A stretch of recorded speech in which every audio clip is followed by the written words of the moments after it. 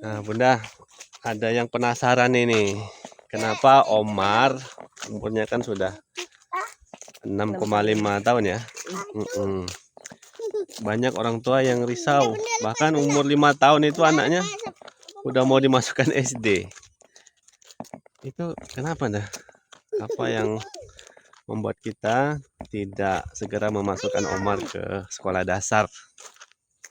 Atau gap year ya istilahnya ya? Iya, Nah, gap year dulu dia gap year. setahun karena Omar itu setahun kemarin dia udah TK, dia udah selesai tahun ini, tapi kita nggak langsung masukkan dia ke SD. Ada beberapa pertimbangan sih. Yang pertama, Omar itu umurnya masih 6 tahun 6 bulan.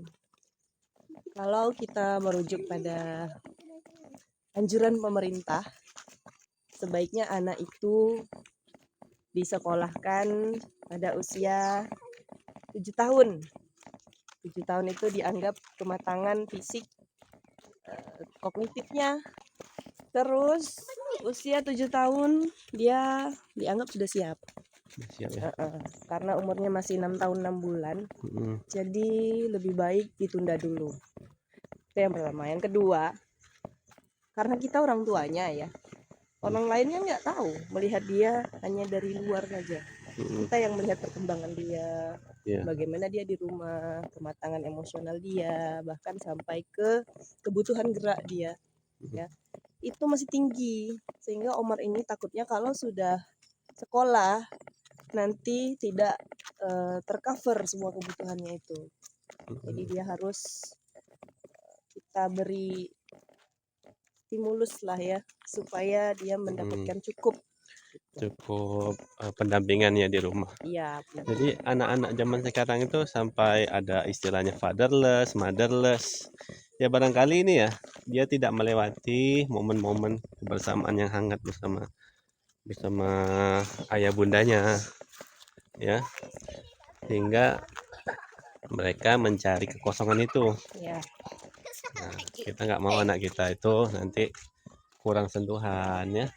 Bahkan ada tuh kemarin yang viral dah, ada ibu-ibu yang seolah-olah dia tuh pengen nyelamatin anaknya di pesantren, tapi dia umurnya masih kecil itu dah. Iya.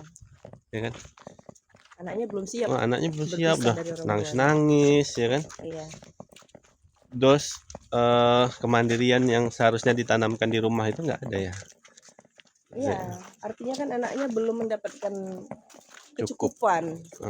Ya, dia belum merasa cukup aman untuk berada di luar karena dia masih merasa ditinggalkan oleh ibunya.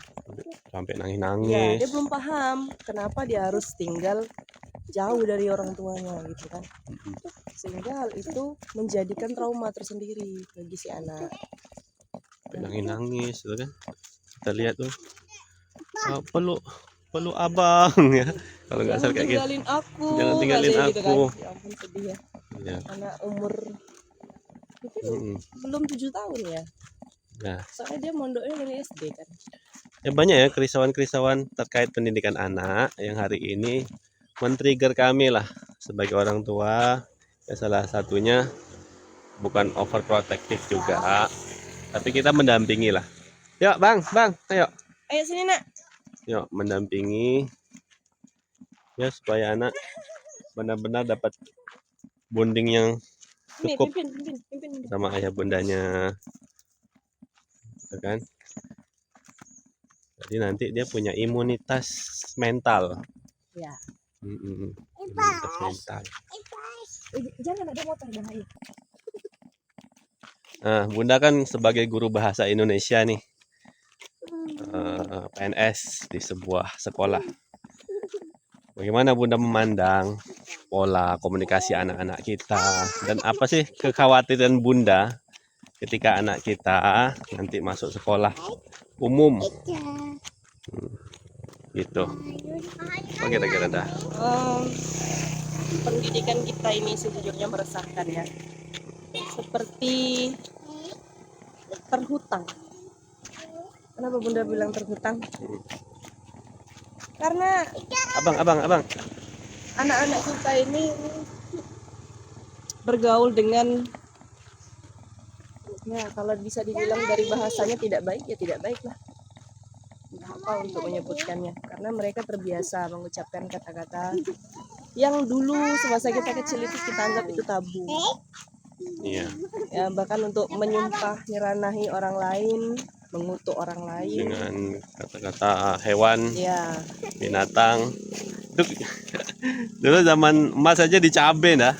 Iya sama, Kalau kita ngucapin itu, bunda tuh makanya kayaknya nggak pernah ya, Mas pun selama SD itu, selama SMP mengucapkan kata-kata BABI, ANJ, ANJ, PAN, ya itulah dia. terus apa ya, kemaluan, ya kan? Itu Mas nggak pernah dah, betul. Mungkin itulah salah satu penjagaan orang tua kan. Pegang adik. Iya betul. Jadi dulu memang mama itu kalau Mas nyebutin kata itu ya, itu waktu kecil kan nggak paham. Dia ampol. Iya, sama kita. Artinya kan orang tua kita dulu, bahkan ya efek yang dilakukan oleh orang tua kita dulu itu membuat kita bahkan saat tidak ada orang tua kita bermain bersama kita juga nggak berani. Kita lagi main sama kawan-kawan, mau menyebutkan kata-kata itu ke orang lain itu rasanya berat gitu, karena mungkin kita takut ya, takut ada yang mengadukan ke orang tuaku, gimana ya nanti kalau dia ngadu sama mama gitu. Iya. Nah, tapi perasaan itu yang justru Menjaga ya. Ya betul, menjaga Negara kita. kita. Jadi kita itu kalau ngomong, sebelum ngomong itu mikir dulu. Itu yang mungkin juga hilang ya dari pengawasan orang tua saat ini. Nah, teman-teman yang nonton ya, ini sambil jalan nih. Ya, terkait dengan persoalan-persoalan tadi, tentunya juga men-trigger saya, Bunda, untuk menghadirkan solusi lah ya, nggak sekedar omong-omong belaka, omong-omong baik. Kita punya nanti ya, insya Allah kita liburan nanti pengen ke Kalimantan. Ya, kita pengen menghadirkan satu pendidikan lah di tengah kurikulum pendidikan Indonesia yang coba-coba ya, dari pergantian menteri pendidikan itu selalu coba-coba, dan kalau coba-coba ini apa ya, kasihan anak-anaknya jadi korban ya, korban eksperimen ya, untuk anak kok coba-coba, tagline apa tuh? Ya untuk anak kok coba-coba kan. Jadi kita pengen ke Kalimantan, kita pengen menghadirkan Kutab Ismuhu Yahya. Bismillah ya, bismillah. Jadi nanti insya Allah tanggal 25 kita seminggu di Kalimantan ya, kita pelajarilah konsepnya, terus kerjasamanya, MOU-nya kayak mana. Jadi kalau memang Allah mengizinkan, kita buka ya di Tanjung Batu sebagai solusi lah. Barangkali ada orang tua yang juga sepemikiran dengan kita, tetapi tidak terwadahi dengan lembaga ya. Kita pengen mewadahi orang tua yang punya pemikiran sama dengan kita. Kayaknya nggak gitu doang lah ya. Kayaknya sih enggak ya. Walaupun Pulau Kondur ini terlihat seperti kampung, iya, tapi banyak orang-orang yang berpikiran maju. Betul. Maju. Ya, kita harus berpikir positif ya. Karena mungkin saja mereka orang-orang yang seperti kita ini yang tidak risau bicara karena nggak tahu mau kemana, tidak punya pilihan. Terus nggak punya rumusan bahasa yang apa sih, kerisauan apa sih ini? Kok tidak terbahasakan? Ya betul. Kok tidak terlembagakan? Sini. Ya. Udah nggak usah.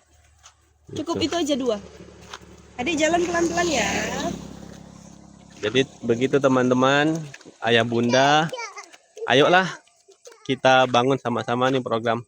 Kelasnya sudah ada, terus wakaf ya, tanahnya sudah sertifikat wakaf, dan itu sudah kita rintis dari tahun 2018.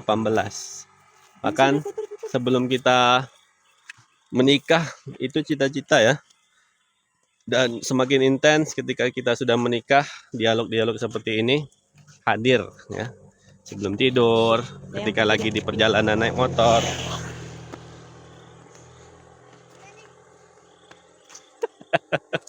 Ikut-ikutan lagi.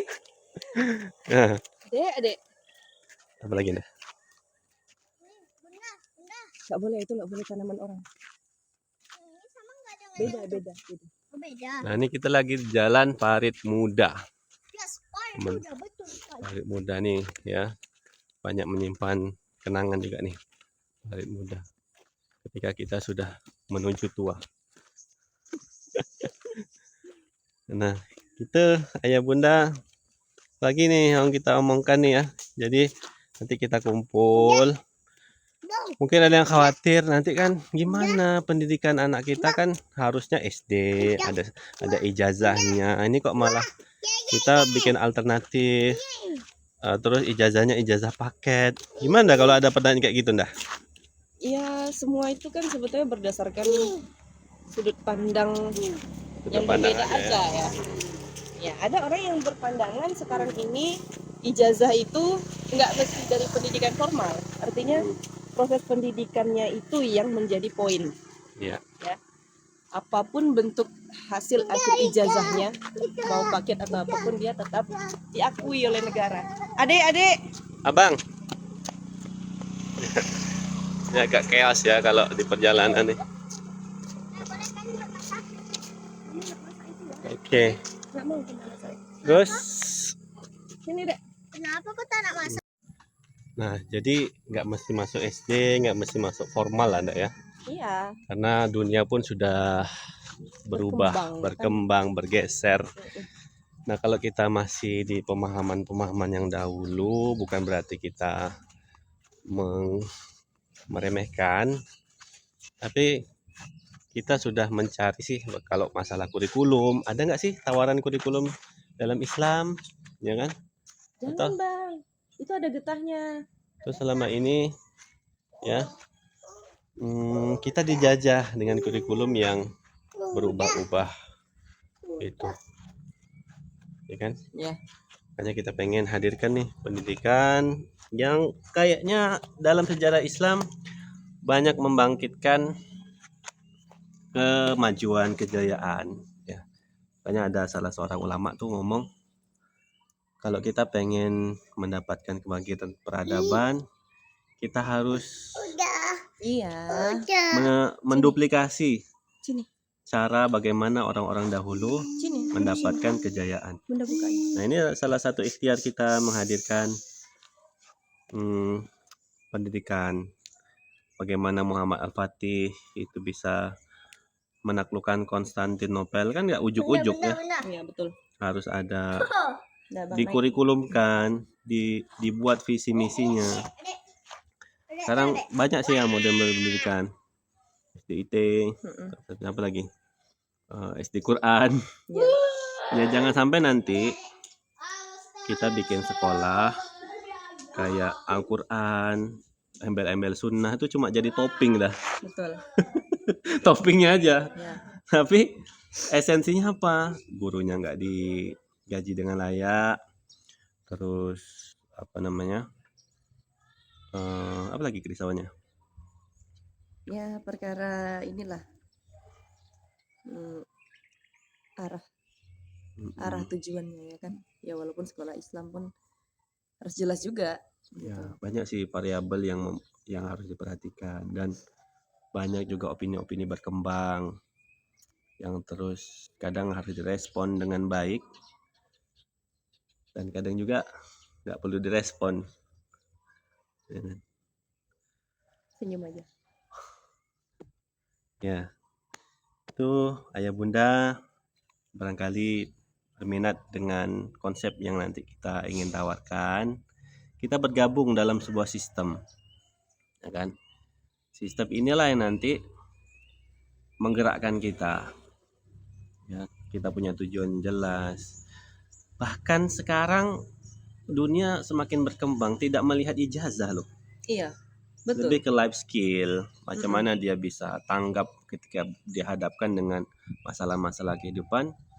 Gimana respon dia? Respon terbaik, high responsibility. Gimana dia punya respon terbaik untuk menanggapi masalah-masalah yang ada dalam hidupnya. Itu kan tidak diajarkan di sekolah. Bagaimana kalau itu dikurikulumkan dari SD, usia TK itu anak kayak kalau di Jepang ya, mereka udah diajarin life skill dasar, Iya. nyuci piring, ngantri. Itu kan dasar Mm-mm. dalam kehidupan yang kadang-kadang di zaman sekarang ini Dianggap sepele ya. ya bahkan orang tua sendiri di rumah tidak sempat mengajarkan itu. Dianggap itu bisa diajarkan ketika dia dewasa. Iya. Akhirnya itu tidak menjadi habit sehingga anak-anak jadi apa ya, nggak punya kebiasaan untuk bersih bersih. Makanya ada yang udah SMP juga pulang sekolah baju tinggal taruh, tinggal ya ditinggalkan aja gitu di atas tempat tidur. Dia tidak menghargai, tidak membereskan sebagaimana mestinya, ya bukan kan? amanah ya. Kayak contoh sendal aja lah. Sendal kan macam mana merapikan sendal. Nah, hal-hal yang kecil tapi kalau kita sadarkan, nak, ini amanah dari orang tuamu. Kamu harus menjaganya sebagaimana kamu menjaga kepercayaan orang tuamu. Itu kan hal-hal kecil tapi punya dampak besar untuk membentuk dia di masa depan. Iya. Bunda, ada kegigit lidahnya lagi. Sini. Pelan-pelan lah, nak. Ya, pokoknya Jatuh, Adek. sekarang ini nggak mesti masuk SD. Bahkan yang sering ini juga sering artis-artis itu anak-anaknya homeschooling. Iya, betul. Dapat ijazah. Ijazahnya ijazah paket. Bahkan mereka yang diutamakan mereka adalah life skill. Sekarang itu keahlian editing, keahlian desain, hal-hal yang mendasar ya. Di dunia digital sekarang banyak cuan yang bisa dihasilkan dari sana. Nah, itu yang tidak diajarkan kita di SD. Bahkan ada salah satu SMK tuh yang Mas lihat, dia sudah diajarkan TikTok affiliate. Ya. Ada kelas khususnya dah. Mereka jualan, diajarin jualan, macam mana lighting, macam mana mengatur kamera. Itu sudah diajarkan. Nah, zaman kita nanti tuh semakin berbeda lagi. Iya, pastinya ada sesuatu yang baru lagi ya. Kalau kita stuck, SD kayak gitu, SD dari zaman dulu SD kayak gitu. Bukan kita meremehkan, tapi kita coba membuka pola pikir bagaimana kita ini harus maju gitu loh. Walaupun di kampung dan tidak ada sekat kan antara kampung dan kota. Sekarang udah nggak ada kesekat. Mulai dari pemilihan kata-kata, bahasa, gaya pergaulan, kemudian interaksi itu kayaknya udah nggak ada batas lagi lah. Di kampung ini, kota ini, negara mana, negara itu. Sudah sekat itu sudah terbuka tirainya. Tinggal individunya mau memanfaatkan kemudahan atau aksesnya gampang sekarang kan. YouTube, internet, itu semua sudah banyak yang bikin tutorial. Kita bisa pelajari di sana, ya kan? Bukan berarti kita gurunya YouTube ya, tidak juga gitu. Tapi banyak juga expert yang ngomong di sana dan bisa kita ambil sebagai pelajaran. Ya, betul. Kan kita bisa beli buku dari luar, kita bisa beli e-book, kan, dari para ahli. Seru ya kita duduk di sini dilihatin orang, di sini. Ya. Pagi-pagi bertukar sedekah. Nah, itu ya. Nanti kita akan tanggal 25 Juni ini. Nanti sambil jalan kita sering ngobrol ya, kita bikin singkat-singkat lah. Kita nampak sesuatu, kita komentari dengan layak, dengan positif. Bagaimana kita bisa mengambil hikmah dari apa yang kita lihat, dari apa yang kita dengar ya. Masalah-masalah yang kita lihat di media sosial, 4 ton narkoba, terus ada ibu yang punya pacar. Pacarnya membenturkan kepala anaknya sehingga kehilangan nyawa. Nah, ini tentu tidak serta-merta ada di puncak ya masalah ini. Dia ada rangkaian, rantai yang mengikat kenapa sampai ke titik itu, ya kan? Sistem pendidikannya, sistem politiknya, lingkungannya. Ya, kita nggak bisa mengutuk keadaan juga selama ini. Dan kami, ayah bunda, terus kita juga ada yayasan, ada wakaf yang selama ini kita gerakkan itu untuk membuka pola pikir orang lah. ayo kita nih hadirkan solusi. Kita bikin sebuah lingkungan, sebuah kawasan pendidikan Islam yang menjadi percontohan lah, di mana nanti ada anak muda di situ menggerakkan masjid, ya kan? Maka mereka bisa mandiri, tidak hanya menadah ke pemerintah ya. Hari ini kan banyak yayasan yang tutup karena Karena kurang support dari support dari pemerintah. pemerintah. Ya namanya yayasan kan, tangan ketiga untuk mengelola pendidikan, membantu, menghadirkan dirinya untuk membantu pemerintah. Tapi malah akhirnya menyusu ya, masih menyusu dengan pemerintah. Kita juga harus ini ya, berpikir bisa nggak menghadirkan solusi lain kalau tidak ada dana pemerintah gimana? Iya. Bisa nggak? Bisa dengan ide wakaf produktif. Ya. Gitu. Sini. Oke, kayaknya itu ya dialog kita hari ini, agak tidak runut tapi benang merahnya ada dari pertanyaan awal, diskusi ayah bunda sampai akhir itu ada kesimpulan. Oke, sudah tidak kondusif lagi di belakang, kita akan Ayo sini, menuntaskan. Yuk kita foto dulu sini, Ya sini keluar. jadi cover nanti. Tutup Adek. Apa? Ya, sampai jumpa. Dadah.